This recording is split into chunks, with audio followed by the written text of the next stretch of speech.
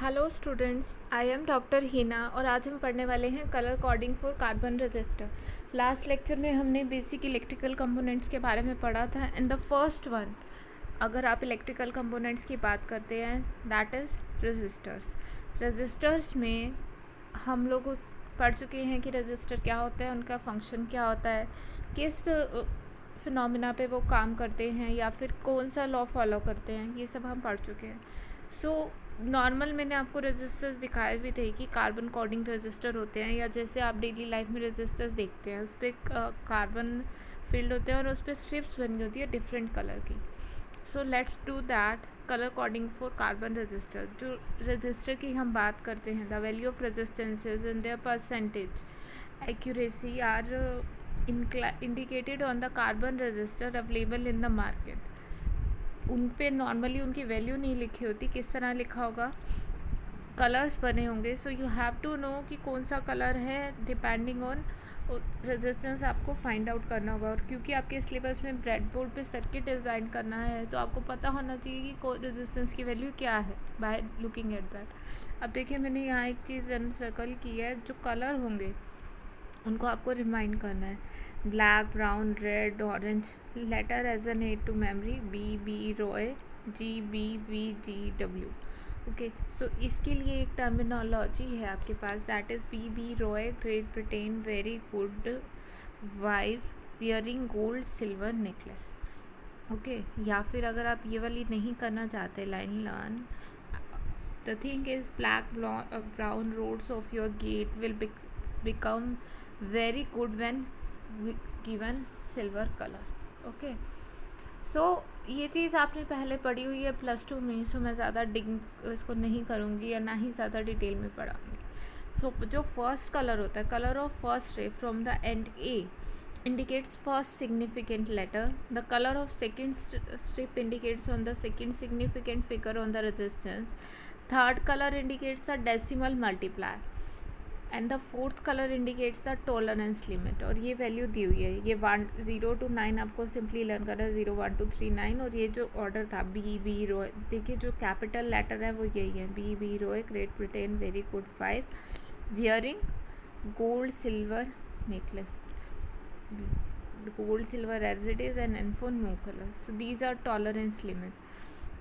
So the color of fourth step indicates the tolerance limit. और multiplier simply ये जो number है वो 10 की पावर चले जाएंगे। और गोल्ड सिल्वर के लिए क्या होगा, 10⁻⁻1 10⁻⁻2। ओके, सो अब इससे देखिए यहाँ पे एक एग्जांपल दिया हुआ है, for the given colour carbon code resistor सी है, let the first strip be yellow. First strip yellow है, सो येलो के लिए कलर देखिए क्या होता है आपके पास 4, second strip be red, second significant digit will be 2, so this will be 42। और मल्टीप्लायर हमारा third strip will be orange, so multiplier will be orange के कॉरस्पॉन्डिंग कलर है 3, सो 10⁻3।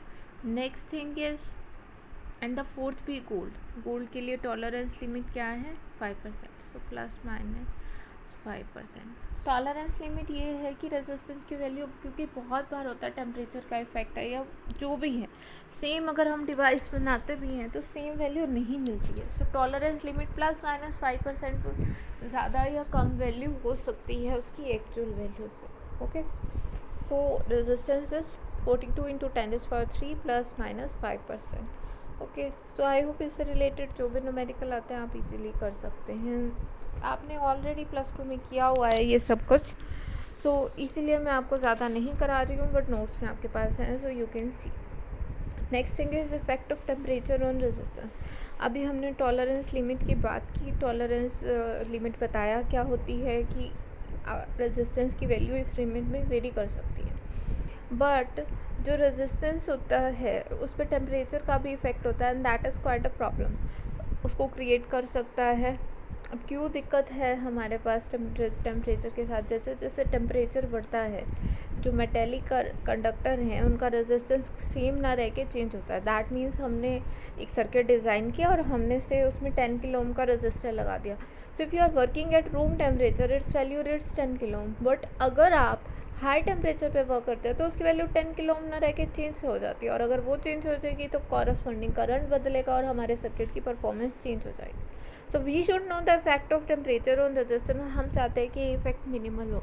सो कौन सा मटेरियल ले, किस तरह का ले, ये चीज़ डिपेंड करती है कि टेम्परेचर पे किस तरह से रेजिस्टेंस उसका वेरी कर रहा है। हम कोई भी आर्बिट्ररी मटेरियल उठा के उसका रेजिस्टेंस नहीं बना सकते, क्योंकि अगर उस मटेरियल का जो रेजिस्टेंस है चेंज कर रहा है विद टेम्परेचर तो वो कन्वेंशनल यूज़ के लिए नहीं है। Now see this, the resistance of a metallic conductor is given by this formula, you have already read that, R is equals to m over n e square tau into 1 L over A। This term is resistivity, R normally formula आपके पास ही होता है ना, R is equals to rho L over A। L is the length of resistor, A is the area of resistor, rho is your resistivity. Resistivity is given as the amount of resistance offered by the per unit material. So m over n e square tau resistivity की value. So resistance is inversely proportional to tau. So when the temperature of the conductor is raised, ions atoms of the metal vibrate with greater amplitude and greater frequency about their mean position due to increase in thermal energy. Frequency of collision of electrons by drifting towards positive end of the conductor also increases. This reduces the relaxation time, but number density of electron does not change appreciably. So इसीलिए resistance जो है rise कर जाता है। अब देखिए normal अगर हम एक मेटेलिक कंडक्टर की बात करें, ये हम कंसीडर करते हैं, this is your metallic conductor. तो यहाँ पे हमारे पास पॉजिटिव चार्ज है या नेगेटिव चार्ज है और इलेक्ट्रॉन इस डायरेक्शन में फ्लो कर रहे हैं। अब इलेक्ट्रॉन मेटल के अंदर किस तरह से होते हैं, सारे कंडक्शन बैंड में होता है, बट वो बाउंड स्टेट में है। जैसे हम उनको टेम्परेचर देंगे so they will start vibrating this. So एक तरह से उनको रैंडम मोशन अलग मिल रही है। तो इलेक्ट्रिक फील्ड उनको क्या कर रहा था, ड्रिफ्ट करने की कोशिश कर रहा है एक पर्टिकुलर डायरेक्शन में, और टेम्परेचर उसे डाइवर्ट करके कह रहा है कि इस तरह से अपनी मेन पोजीशन पे वाइब्रेट करो। तो जितना ज़्यादा हम उसको टेम्परेचर देंगे उतनी ज़्यादा ये वाइब्रेशनल एनर्जी होगी, और उतना ही ज़्यादा एक तरह से कह लो कि इस इलेक्ट्रिक फील्ड का इफेक्ट कम होगा, और उतना ही कम आपका रिलैक्सेशन टाइम कम हो गया, क्योंकि एटम वाइब्रेट कर रहे हैं और साथ ही साथ पोटेंशियल लगा हुआ है तो वो आगे की तरफ ड्रिफ्ट भी कर रहे हैं। So that's why your resistance increases with increase in temperature. और किस तरह का इफेक्ट होता है अगर मेटल की बात करें, the resistance on a metal, the resistance और RT of a metal conductor at temperature T is given as RT means a resistance at any temperature T is equals to R naught is the resistance of conductor at 0 temperature into 1 plus alpha T plus beta T square। Alpha और beta जो है temperature coefficient है resistance के। So if the temperature T degree is not sufficiently large, हम मानते हैं कि अगर इतना ज़्यादा टेम्परेचर नहीं है तो हम जो ये सेकेंड टर्म है उसको निगलेक्ट कर सकते हैं यहाँ से। So we can neglect it, beta T square. So expression will simply reduce to RT is equal to R naught into 1 plus alpha T, या फिर अल्फा आप टेम्परेचर कोफिशिएंट निकाल सकते हैं RT minus R naught divided by R naught into T. This is equals to increase in resistance divided by original resistance into rise in temperature. So the temperature coefficient of resistance is defined as the increase in resistance per unit original length. और अगर metals की बात करो, silver copper के लिए alpha की value positive है क्योंकि मेटल का रेजिस्टेंस इंक्रीज़ करता है with increase in temperature. But अगर सेमीकंडक्टर की बात करते हैं या फिर इंसुलेटर की, उनका टेम्परेचर रेजिस्टेंस कोफिशिएंट नेगेटिव होता है। नेगेटिव होने का क्या मतलब है कि उनका जो रेजिस्टेंस है डिक्रीज़ करता है विद राइज इन टेम्परेचर। अब ऐसा क्यों है, देखो थर्मल एनर्जी मिल रही थी तो वो मोर अपनी पोजीशन के अलोंग वाइब्रेट कर रहे थे और मोर हिंड्रेंस हो रही थी उन्हें इलेक्ट्रिक फील्ड की डायरेक्शन में जाने के लिए। इलेक्ट्रिक फील्ड लगा हुआ था यहाँ पे, but now the situation is of insulator. यहाँ पे ऑलरेडी नंबर ऑफ ये गैप ज़्यादा होता है, so number of free electrons बहुत कम है। नंबर ऑफ फ्री इलेक्ट्रॉन्स कम होने का क्या मतलब कि अगर हम थर्मल एनर्जी दे रहे हैं तो फ्री इलेक्ट्रॉन्स जनरेट हो रहे हैं। So free electron generation metals में भी होती है, बट मेजर डोमिनेटिंग फैक्टर रहता ही है क्योंकि ऑलरेडी उसमें बहुत ज़्यादा नंबर ऑफ कैरियर्स है। सो डोमिनेटिंग फैक्टर रहता है ये कि वो वाइब्रेशन ज़्यादा होती है मीन पोजीशन के लॉन्ग, जिस वजह से वो क्या होते हैं कि टेम्प रेजिस्टेंस बढ़ जाता है। बट इंसुलेटर में मेजर पोर्शन रहता है कि जो फ्री इलेक्ट्रॉन प्रोड्यूस हो रहे हैं वो अब ज़्यादा है, सो इस वजह से उसका जो टेम्परेचर है वो डिक्रीज़ होता है। ओके। सो अल्फ़ा की वैल्यू डिफरेंट होती है डिफरेंट टेम्परेचर पे, और टेम्परेचर कोफिशिएंट निकालना हो तो उसके लिए ये आपके पास फार्मूला है, alpha equals to R2 minus R1 divided by R1 into T2 minus T1। Simple calculation है, आप लोग बहुत इजीली कर सकते हैं as a student of BSc। सो यहाँ देखिए एक न्यूमेरिकल प्रॉब्लम दी गई है, से related a conductor has a cross section of 15 centimetre square और स्पेसिफिक रेजिस्टेंस दिया हुआ है उसका 7.6 micro ohm. So if the temperature at 0 degree Celsius, if the temperature coefficient of the resistance is this, estimate its resistance in ohm per 2 kilometre when its temperature is 50 degree Celsius. देखिए alpha दिया हुआ है, temperature coefficient आपको hair area दिया हुआ है 15 centimetre square, are हमें 50 degree पे निकालना है, टेम्परेचर कोफिशिएंट दिया हुआ है 0.005 डिग्री सेल्सियस। रेजिस्टिविटी मटेरियल की दे रखी है, देखो 7.6 micro ohm centimetre. So this thing is resistivity, अगर रेजिस्टेंस होता तो खाली ओम में होता। So resistivity is given, resistance और रेजिस्टिविटी का relation you know that, R not निकालोगे आप rho not into L over A. Length उसने दे दी 2 kilometre, that is 2000 metre. Area already हमारे पास है 15 सेंटीमीटर स्क्वायर। सो R50 आप निकाल, आर नोट निकल गया, आर नोट आ गया तो R50 निकाल सकते हो। उस रिलेशन क्या होता है, RT is equals to R naught into 1 plus alpha T, T is your 50। So simple calculation is this. ये नेक्स्ट एक और न्यूमेरिकल है, आई होप आप खुद से कर लेंगे क्योंकि आपने +2 में किया हुआ है। So next thing which we deal today is your type of resistance, कि रेजिस्टेंस कितने टाइप के होते हैं। अभी हमने कलर कोडिंग के थ्रू बताया कि रेजिस्टेंस निकालते कैसे हैं। सो बट ये तो एक ही टाइप के रेजिस्टर होते हैं, कार्बन कोडिंग रेजिस्टर, जिनको आप डेली लाइफ में यूज़ भी करते हैं। So the next type of resistor, carbon composition resistor. It is a composition of carbon particle and binding resin with different properties for providing the desired resistance. मैंने अभी बोला था कि रेजिस्टेंस वो बैटर होता है जिस पे कम से कम इफ़ेक्ट हो आपका टेम्परेचर का। सो उसके लिए हम कोई भी आर्बिट्ररी मटेरियल नहीं ले सकते, हमने किस किस तरह के मटेरियल से रेजिस्टेंस बनाते हैं तो उसकी बात होगी। So first is your carbon composition register, जिसमें कार्बन पार्टिकल लेते हैं और एक बाइंडिंग रेजिन लेते हैं और उन दोनों को क्लब करके डिज़ायर्ड रेजिस्टेंस बना लेते हैं। सो इसके लिए हम कॉपर वायर लेते हैं, दोनों तरफ उसकी सोल्डरिंग कर देते हैं। The register is enclose in plastic case to prevent the entry of moisture, और प्लास्टिक केस में कर देते हैं। सो बहुत सारे कार्बन रेजिस्टर डेली इंडस्ट्री में यूज़ करते हैं और इनकी पावर रेटिंग होती है मैक्सिमम 1/8 to 2 वाट, और वोल्टेज रेटिंग इतनी है। So they have failure rates when properly, they have low failure rate, normally ये इतना फेल नहीं होते, इसलिए इनका ज़्यादा यूज़ करते हैं। सो इनकी टेंडेंसी, बट साथ ही साथ ये नॉइस प्रोड्यूस कर देते हैं।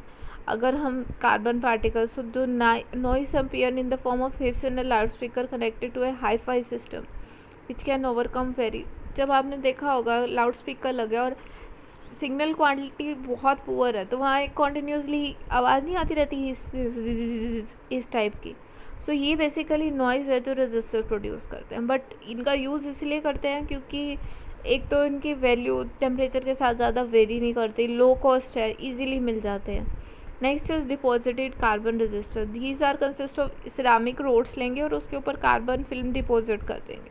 सो इसलिए इनको डिपॉजिटेड कार्बन रजिस्टर कहते हैं। They are made of placing a ceramic rod in a methane filled flask until it is heating it until a gas cracking process, carbon film is deposited on them. Basically ceramic rod को heat करते हैं, heat करेंगे और उसके ऊपर से gas flow करेंगे, gas इतने ज़्यादा हीटअप हो जाएगी कि वो गैस क्रैक करके उसके ऊपर कार्बन फिल्म डिपॉजिट हो जाएगी। The helix grinding process forms the resistive path, और रेजिस्टिव पाथ इस प्रोसेस से बनाएंगे। The registers are being repelled by metal film and metal gas register. High voltage ink film, जो रजिस्टर सिरामिक बेस होता है जिनमें स्पेशल रेजिस्टिव इंक डाली जाती है using a helical band. These register are capable with standing high voltages पे काम करना होगा तो इस तरह के रजिस्टर का हम यूज़ करते हैं। नॉर्मली CRO में यूज़ करते हैं, मैकेनिकल इलेक्ट्रॉनिक्स में इनका रेजिस्टेंस वेरी करता है 1 kilo ohm to 1 lakh mega ohm with voltage up to 1000 kilo volt. जबकि कार्बन वाले जो हैं उनको डेली रूटीन में या लो वोल्टेजेस पे हम यूज़ करते हैं। The next one are the metal film resistor. Metal film resistor are made by depositing vaporized metal in the vacuum on a ceramic core rod. The resistance path is again helix ground as in case of the deposited carbon. Metal film resistor है excellent tolerance और temperature coefficient और बहुत ज़्यादा reliable होते हैं. सो high grade application के लिए जहाँ पे लो नॉइस चाहिए वहाँ पे इसका यूज़ किया जाता है. बट क्योंकि ये कॉस्टलियर है तो इसीलिए बहुत जहाँ हाई प्रिसिशन चाहिए वहाँ यूज़ करते हैं इनका. Next is the metal gauge register. Metal gauge register consist of a metal glass mixture which is applies as a ceramic substrate पे मेटल ग्लास मिक्सचर हम अप्लाई कर देते हैं तो एक फिल्म बन जाती है और जिसका रजिस्टर की तरह यूज़ करते हैं. अगेन हेलिक्स ग्राइंडिंग यूज़ करते हैं. रेजिस्टेंस इससे हम बना सकते हैं 1 ohm to heavy mega ohms. एक और कैटेगरी है that is wire bound resistor are different from all type in the sense that they इसमें कोई फिल्म या रेजिस्टिव कोटिंग नहीं होती. इसमें एक सिरामिक कोर होगी जिसके ऊपर हम एक वायर करेंगे जो कि उसकी कंट्रोल कैरेक्टरिस्टिक होती है. Different wire alloys are use for providing different resistance. These resistance have highest stability and high power rating. क्योंकि ये बड़े होते हैं, हाई पावर रेटिंग है, हाई कॉस्ट है, इसलिए हम लो एप्लीकेशन या लिमिटेड स्पेस जाओ वहाँ ये यूज़ नहीं करते. इनका यूज़ नॉर्मली इंसुलेटिंग मटेरियल जैसे बेक्ड एनिमल या बहुत बड़ा जहाँ हमें चाहिए वहाँ यूज़ करते हैं. नेक्स्ट है सीमेंट या फिर ceramic metal. The cement resistor are made for firing certain metal blends on a ceramic substrate. The value of resistance depend मतलब क्या हमने कुछ मिक्सचर बना लेते हैं इसमें सिरामिक्स का और उसको अप्लाई करते हैं. सो इनकी वैल्यू बहुत एक्यूरेट होती है और टेम्परेचर पे स्टेबल भी होते हैं. So they are produced as a small rectangle having leads for being जो प्रिंटेड सर्किट बोर्ड होते हैं जो आजकल आप डिवाइसेस में यूज़ कर रहे हैं वहाँ पे हम ये सिरामिक मेटल रेजिस्टर का यूज़ करते हैं क्योंकि स्पेस कम लेते हैं, टेम्परेचर के अकॉर्डिंग एक्यूरेसी ज़्यादा है इनकी. Okay. So the next register जो हम पढ़ रहे हैं अभी तक हमने पढ़े सभी लीनियर रजिस्टर जो कि ओम्स लॉ को फॉलो करते हैं. ओम्स लॉ बेसिक लॉ है that is V equals to I R. Next type of resistor जो हैं that are non linear resistor जिनमें वी आई कैरेक्टरिस्टिक लीनियर नहीं होती. सो वी आई कैरेक्टरिस्टिक को हम सूटेबल एक्सप्रेशन अगर लीनियर है तो सी में डायग्राम में आपको दिखा रखे हैं कि वोल्टेज के साथ करंट जो है लीनियरली वेरी कर रहा है रेजिस्टेंस के अक्रॉस. बट बहुत सारे रजिस्टर ऐसे हैं जिनमें ये लीनियर रिलेशन वेरी नहीं करता. V is not directly proportional to I. Okay. So वो रजिस्टर होते हैं non linear resistor. These elements have VI characteristics are not straight line are called non-linear elements because these resistance are non-linear. VI characteristic को suitable equation से represent कर सकते हैं depending on कौन सा मटेरियल है इक्वेशन वेरी करती है. Example of non linear elements are the filaments of lamps जो आप घर में देखते हैं उनकी फिलामेंट्स होगी. डायोड में रेजिस्टेंस लीनियर वेरिएशन नहीं है वोल्टेज और करंट की, ये लोग आप पहले ही पढ़ चुके हैं. थर्मिस्टर हो गए, वेरिएस्टर हो गए. वेरिएस्टर की अगर बात करें तो it is a special resistor made of carbonium crystal held together by a binder. So ये बता रहा है कि किस तरह से वेरिएस्टर में करंट चेंज करता है by applying voltage beyond a certain value. ये देखो. So corresponding rapid decrease in a resistor when the current increasing. जब करंट इंक्रीज कर रहा है इसमें देखो ये रेजिस्टेंस है, ये टाइम के साथ रेजिस्टेंस डिक्रीज कर रहा है. ये आपके पास डायोड का केस दिया हुआ है. ये वोल्टेज और करंट है. जैसे जैसे आप वोल्टेज बढ़ा रहे हो पहले कुछ नहीं है फिर करंट इस तरह से एक्सपोनेंशियली इंक्रीज कर. सो थर्मिस्टर इज अगर हम थर्मिस्टर की बात करें वो भी नॉन लीनियर रेजिस्टर है. It is made of the metallic oxide in a suitable binder and has negative coefficient of resistor. That means resistance decrease करता है जैसे टेम्परेचर इंक्रीज करता हो. आपके पास ये चीज़ डायग्राम बी में दे रखी है कि रेजिस्टेंस डिक्रीज करता है with increase in temperature. So for this shows that the resistance of incandescent lamp increases with the voltage whereas D दिखा रहा है कि एक सिलिकॉन डायोड का इस तरह से लीनियर रिलेशन है ही नहीं है आपके पास. सो जर्मेनियम डायोड के लिए रिलेशन होता है I is equals to I naught into e raise to power V over eta VT या फिर 0.026 माइनस 1. नॉर्मली हम रिलेशन लिखते हैं करंट में I is equals to I naught into e raise to power V applied voltage divided by eta VT minus 1. eta coefficient है that is 1 for silicon और 2 होता है 1 for germanium 2 for silicon. PT है voltage equivalent of temperature, और इसकी value होती है 0.0026 या फिर 26 मिली वोल्ट। ओके, 0.026 वोल्ट या फिर 26 millivolt. So this is the value. So varistor की बात करें, no linear resistor, it is a voltage dependent maximum metal oxide material whose resistance decreases sharply with increasing voltage. Relation अगर देखेंगे between a varistor and the voltage applied across it is given by I is equals to K into e raised to power n. Okay, so where I instantaneous current है, E voltage है, ईटा constant है जिसकी value depend कर रही है metal oxide. So value of eta for a silicon carbide based on the resistance between 2 and 6, whereas zinc oxide based varistor have a value ranging from 25 to 50. So ये depend करता है कि हम क्या use कर रहे हैं। रेजिस्टेंस थ्योरी और ये रेजिस्टेंस और ये सब कुछ आप पहले पढ़ चुके हैं, +2 में सब आपने कर रखा। सो इसीलिए मैंने थोड़ा थोड़ा कराया, बाकी इन पे न्यूमेरिकल्स आ सकते हैं आपके एग्ज़ाम में, सो उसको अच्छे से प्रिपेयर कर लेना। अगर फिर भी कोई डाउट है तो आप गूगल क्लासरूम पे कमेंट सेक्शन में पूछ सकते हैं। Okay student, so that's it for today.